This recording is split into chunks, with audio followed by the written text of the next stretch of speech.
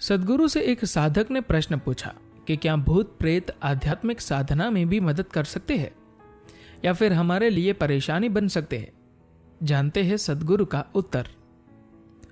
प्रश्न: सद्गुरु, क्या इन कायाहीन प्राणियों में से कोई हमारे लिए मार्गदर्शक का काम करता है या ये अपनी खुद की चीजों में व्यस्त रहते हैं? सद्गुरु कहते हैं, अगर इनको कुछ बेहतर पता होता तो ये मुक्ति पा चुके होते।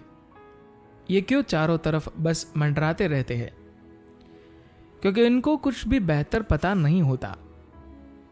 देखिए, संसार में कोई अमीर है, कोई गरीब है, लेकिन जब बुनियादी जीवन की बात आती है तो अमीर आदमी को गरीब आदमी से कुछ भी बेहतर पता नहीं होता।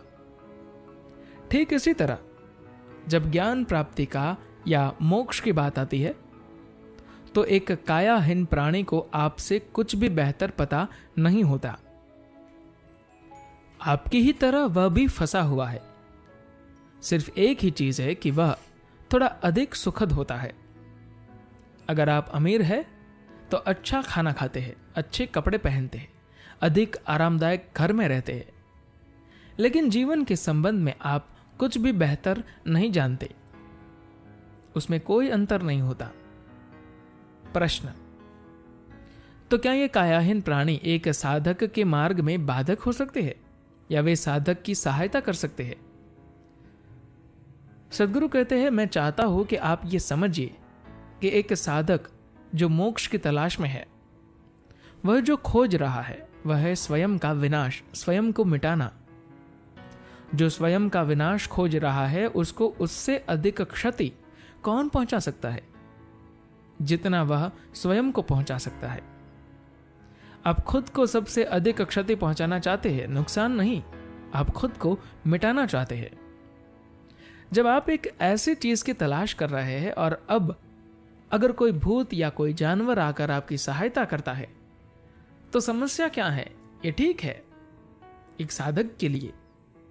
अगर वह वास्तव में एक साधक है, उससे कोई भी कुछ भी नहीं कह सकता, कुछ भी छीन नहीं सकता। अगर वह एक ढोंगी साधक है जो अपने जीवन में आध्यात्म को भी एक मनोरंजन की तरह लेना चाहता है तो ऐसा संभव है। अगर वह सच्चा साधक है, उसके साथ चाहे जो भी घटित हो, सबसे दुखद या भयानक चीज ही क्यों न हो, वह भी उसके लिए लाभदायक ही होगी, क्योंकि उसके मिटने में वह थोड़ा और अधिक सहायक होगी।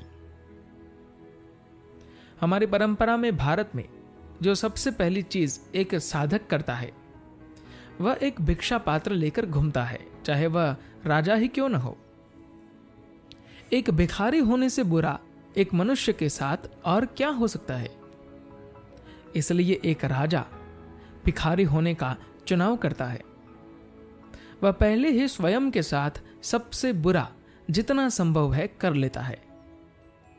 अब इससे अधिक बुरा उसके साथ और क्या हो सकता है? एक रविवार के दिन एक छोटे से सुंदर सुहावने शहर के सभी लोग सुबह उठकर वहां के एक स्थानीय चर्च में पहुंचे। उपासना सभा शुरू होने से पहले शहर के लोग चर्च के अंदर बैठकर आपस में गपशप कर रहे थे, अपने जीवन और परिवार के संबंध में बातें कर रहे थे। अचानक चर्च के सामने शैतान प्रकट हो गया। सभी लोग तो चीखने चिल्लाने लगे। उस दुष्ट पापी से बचने की व्यग्रता में लोग एक दूसरे को कुचलते हुए आगे दरवाजे की तरफ दौड़े। चर्च जल्द ही खाली हो गया। वहां बस एक बुजुर्ग आदमी बच गया। वह आदमी वहां बिना हिले डुले, इससे बिल्कुल बेपरवाह कि ईश्वर का परम शत्रु उसके सामने है, शांतिपूर्वक बैठा हुआ था। यह देखकर शैतान थोड़ा सा चकित हुआ तो वह टहलते हुए उस आदमी के पास गया और बोला, क्या तुम मुझे नहीं जानते हो? उस आदमी ने जवाब दिया, हाँ जानता हूं। शैतान ने कहा, अच्छा, क्या तुम मुझसे डर नहीं रहे हो? नहीं, मैं डरता नहीं हूं, उस आदमी ने कहा। यह सुनकर शैतान थोड़ा दुखी हुआ और बोला, तुम मुझसे भाई क्यों नहीं डर रहे हो?